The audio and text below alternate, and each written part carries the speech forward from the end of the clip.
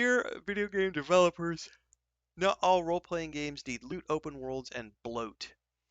30 to 60 hour hub world RPGs are rare. We need more games like the Mass Effect trilogy. Um,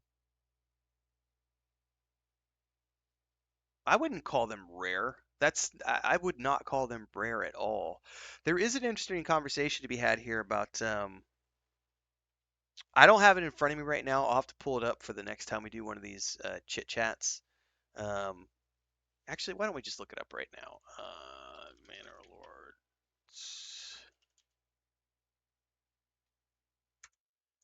No, it's not the dev, it's the publisher. There's an article here, and I need to find it.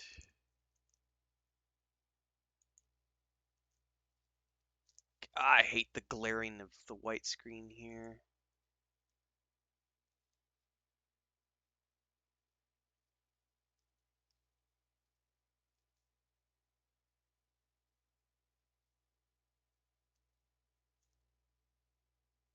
This is not the. I don't know that this is the one. Yes, this is the one. This is a great article. Yeah, we're gonna go over this really quick.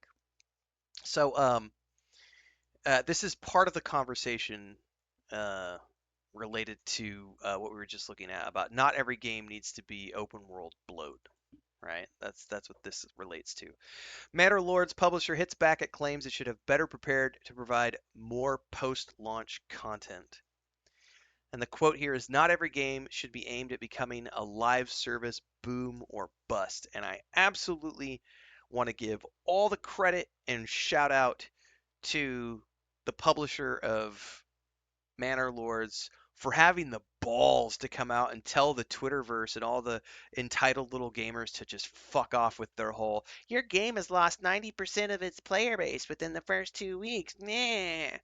This is a great discussion in here about this. So, it says in a post in LinkedIn, publisher Hooded Horse boss Tim Bender took issue with another LinkedIn post from a video game developer that called Manor Lords a pretty interesting case study in the pitfalls of early access development when a game with a small team and heavily marketed as such hits the reality of a hungry audience, and as a result of a lack of updates, the concurrent users have plummeted since launch, which isn't that unusual given it's a current trend for a lot of early access titles that blow up these days. But given the huge number of wish lists and hype around it leading up to launch, there is something the developer and publisher should have been better prepared for. Early access is a marathon, and when you launch, you need to have your next major content expansion pretty much in the queue. The game has been out for 2.5 months, and there have been only 3 very small patches with no new features or content. As such, I've put the game aside and don't expect to look at it again for another 6 months, at which point I'll probably be focused on playing something else. It's really hard to get people's attention back once you've lost it. This is the person who's criticizing Manor Lords for not publishing fast enough, for not doing enough updates quick enough, and for having a concurrent user base that dropped off after they initially played the game, right?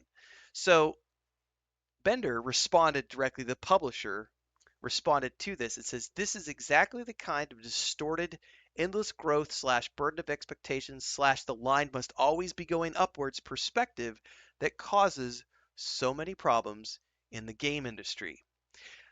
He then went out to point out that Manor Lords sold 250,000 copies in the last month after selling over 2 million copies in its first 3 weeks, pointed to its very positive Steam review rating of 88% and its median play time of 8 hours and 48 minutes per player. And this is the quote.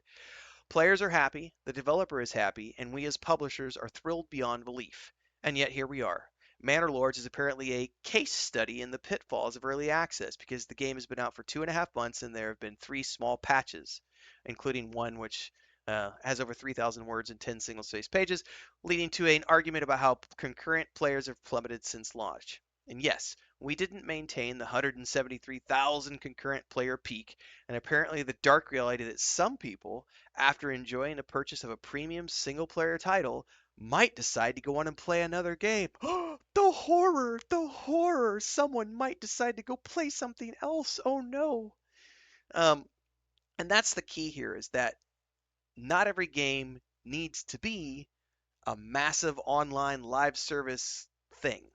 Why can't games just exist to be little single player chunks where you go in and play it for 10 hours, put it to the side, come back 6 months later? They've sold, you know, over 2 million copies, which is way beyond what any of them ever wanted. I believe there's some more quotes here to scroll down and see.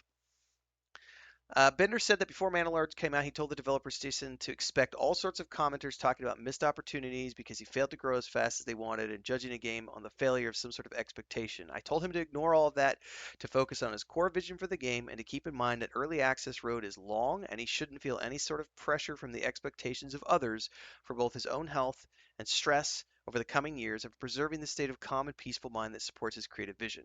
If this industry is to find a more sustainable path forward, we need to move away from the takes like the one that I'm responding to below. Success should not create an ever-raising bar of new growth expectations. Not every game should be aimed at becoming some sort of live service boom or bust. Great thinking here. A release should not begin an ever-accelerating treadmill on which devs are forced to run until their mental or physical health breaks down. This is a phenomenal response, and it's also a direct response to those people who ask for this kind of stuff, and then in the same breath bitch about when studios have crunch. Because this sort of shit, when you're constantly expecting developers to have the ever increasing acceleration rate, and if you're not always going upward, you're failing. That's what creates crunch, and that's what creates burnout. And this was a very healthy response um, from.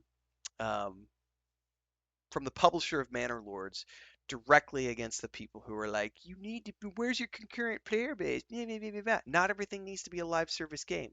And I think that that goes back to what's being said. Hey, Spiegel, what's being said over here about not every game needs to be a massive open world filled with bloat.